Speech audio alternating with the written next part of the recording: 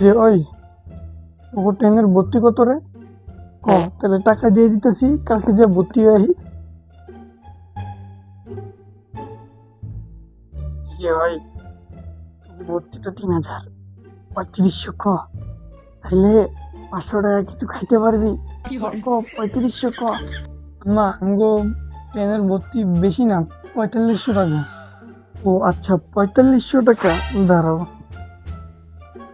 এই যে ওইটা আর 500 টাকা বাড়তি আছে তোমার, এটা দিয়ে কিছু খায়ও, ঠিক আছে? লক্ষ্মী বাবাটা কোনো সময় আমার কাছে মিথ্যা কথা বলে টাকা নেয় না, সবসময় সত্যি কথা বলে টাকা নেয়। আমি আসি তাহলে, ঠিক আছে? 500 টাকা বেশি দিয়েছি, কিছু খায়ও, ঠিক আছে?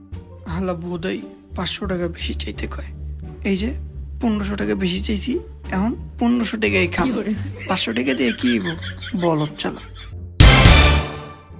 এখন থেকে আপনি গুরু, আমি শিষ্য, আপনি আমার ওস্তাদ।